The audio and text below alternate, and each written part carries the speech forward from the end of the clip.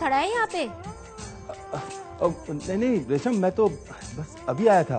वो तू काम कर रही थी ना, तो मैं इधर ही खड़ा हो गया। सब पता है मुझे, आंखें फोड़ दूंगी मैं तेरी। नहीं नहीं, आंखें मत फोड़ियो मेरी।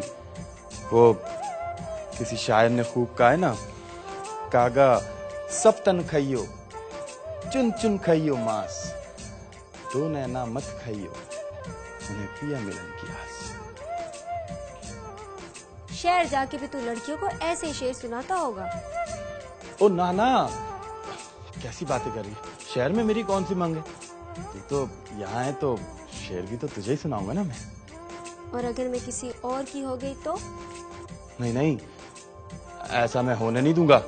मैं अपनी माँ को फौरन तेरे चाचा के घर भेज दूंगा और कहूंगा कि चिड़िया के पर निकल आए, किसी वक्त भी पिंजरा तोड़ के फुर से उड़ जाएगी। ये चिड़िया अगर पिंजरे से उड़ भी गई ना, तो तेरे ही कैदखाने में आके उतरेगी।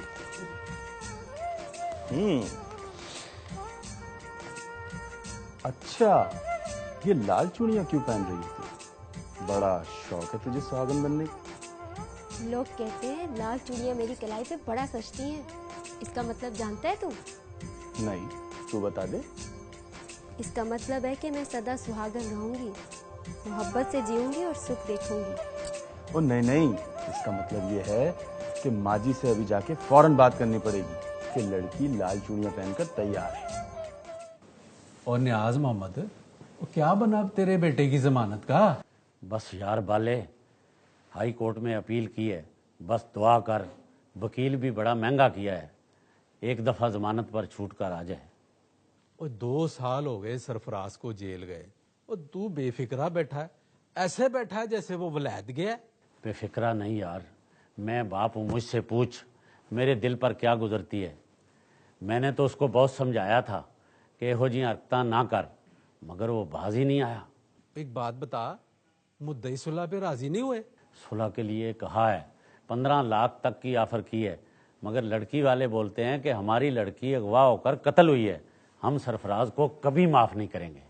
और वकील को बोल हाई कोर्ट में पूरा जोर लगाए। सेशन कोर्ट का फैसला अगर बरकरार रहा ना, तो पूरी सजा भुगतना पड़ेगी उसको। कोशिश तो कर रहे हैं, उम्मीद भी बड़ी है। मैंने तो उसकी शादी के लिए लड़की भी घर में बिठाई हुई है। ओए वो कौन है? अरे अपनी रेशम है, भतीजी नहीं अपनी मेरी। ओहो। ओए नियाज मोहम्मद, ओए तू भी बड़ा चालाक है। ओए ऐसे तो तू यतीम भतीजी की शादी अपने अकलौते बेटे से नहीं करेगा ना? तो क्या 8 मरब्बे जमीन किसी और को जेज में दे दूं? सरफराज शादी नहीं करेगा तो क्या लड़की को ऐसे ही घर में बिठा के रखूंगा? जमीन थाल में सजा कर नहीं दूंगा किसी और को अपने भाई की। बस सरफराज एक दफा जेल से छूट कर आ जाए।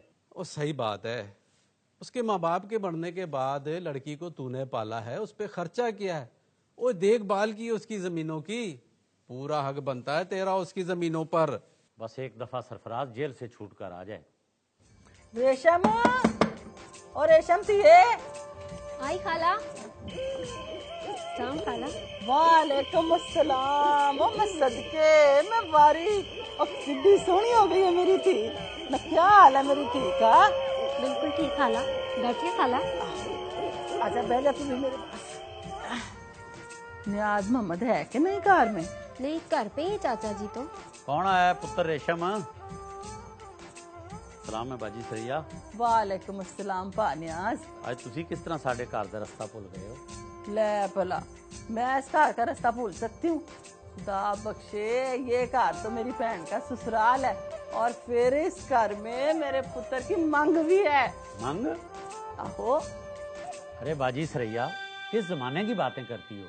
मरने वाले मर गए और तुम उनके किए हुए वादे पे अभी तक कायम हो। तो क्या मतलब है पानियाज? जबान तो जबान होती है ना, और तेरे भाई ने हमें जबान दी थी, और उसके वादे को पूरा करेगा तू। न सारा पिंड जानता है कि रेशम सिकंदर की मांग है। देखो बाजी सरैया, रेशम की शादी का इख्तियार मेरे पास है। अब मैं जैसे चाहूंगा ऐसे ही होगा। रेशम की शादी के लिए मैं किसी की बात मानने के लिए तैयार नहीं हूँ। तो क्या कमी है मेरे सिकंदर में है? बता मुझे। शहर से पढ़ के आया है, नौकरी है, जवान है, खूबसूरत है। पुत्र तो मेरा भी है ना, मैं लड़की बाहर क्यों ब्याऊंगा? कौन? वो सरफराज? और कुछ खुदा का खौफ कर नियाज मोहम्मद, तू रेशम जैसी सोहनी और नेक लड़की को उस बदमाश से ब्याएगा? वो सारा पिंड जानता है और तू भी जानता है वो जेल में क्यों पड़ा हुआ है, किस जुर्म में पड़ा हुआ है। अरे मुझे भी पता है कि तुम किस लालच से रिश्ता लेने आई हो। तो गांव में क्या लड़कियां कम है कि तुम रेशम का रिश्ता लेने चली आई? न कैसा लालच? तुम जानती हो कि रेशम के माँ बाप मरने से पहले 8 मरब्बे जमीन रेशम के नाम करके गई हैं। तुम रेशम के लिए रिश्ता लेकर नहीं आई हो, तुम 8 मरब्बे जमीन के लिए रिश्ता लेकर आई हो। और कितनी घटिया ज़हनियत है तुम्हारी नियाज मोहम्मद। और तुम इंसानों को और उनके जज्बात को जमीन और जायदाद की तकड़ी में तोलते हो। और मैं लानत भेजती हूँ तुम्हारे 8 मुरब्बों के ऊपर।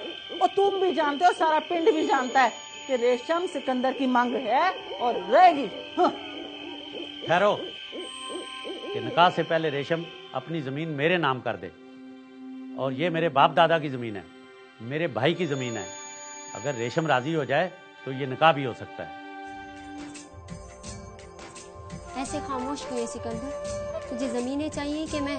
मुझे तेरे सिवा और कुछ नहीं चाहिए रेशम, लेकिन तेरा चाचा इतना गिरा हुआ इंसान होगा ये तो मैं सोच भी नहीं सकता था। ना, मेरे चाचा को कुछ ना कह, उसने मुझे बाप बन के पाला है, वरना मैं यतीम मस्कीन किधर जाती। बाप बनकर पाला है तो इसका मतलब ये नहीं है कि वो। जाने दे, अगर चाचा की यही शर्त है तो मैं आज ही जमीनें उसके नाम लिख दूंगी। तू मुझे अगर सुख दे सकता है तो हाँ कह दे। देख रेशम, दुनिया में मोहब्बत से बढ़कर और कुछ नहीं होता। मेरे लिए यही बहुत है कि तू मेरी खातिर अपना सब कुछ कुर्बान करने को तैयार है।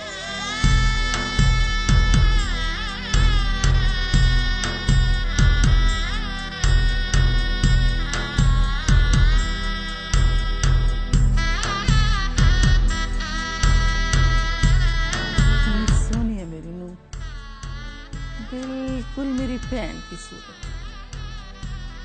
खुश है, जीती है। तुझे पता है पुत्र, तेरे इस घर में आने से ना सच्ची मुच्ची की बहार आ गई। सदके में वारी। अच्छा चल, मैं जाके ना सिकंदर को भेजती हूँ। जीती रहे, खुश।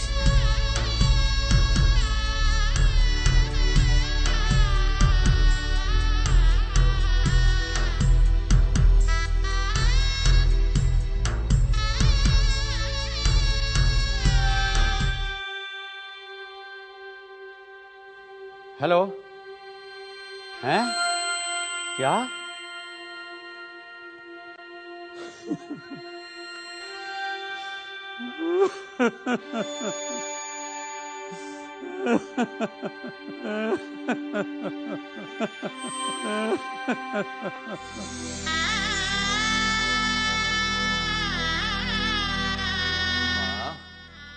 इतने नखरे मत उठाया कर अपनी नूह के, बाद में कौन संभालेगा इसे? तू चुप कर, न तेरे नखरे भी तो उठाती हूँ मैं। और ये तो मेरी धी है, मेरी बहन की निशानी। कौन है? आ रहा हूँ आ रहा हूँ। चाचा सलाम। जीते रहो बेटा।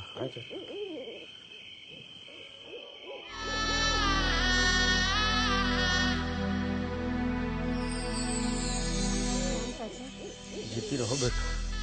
सलाम पा। वालेकुम सलाम। बेटा मैं आज तुमसे माफ़ी मांगने आया हूँ। मैंने तुम पर बहुत जुल्म किए, जिसकी सज़ा मुझे कुदरत ने दे दी है। खैर तो है ना नियाज मोहम्मद? मैं तनहा रह गया हूँ बाजी।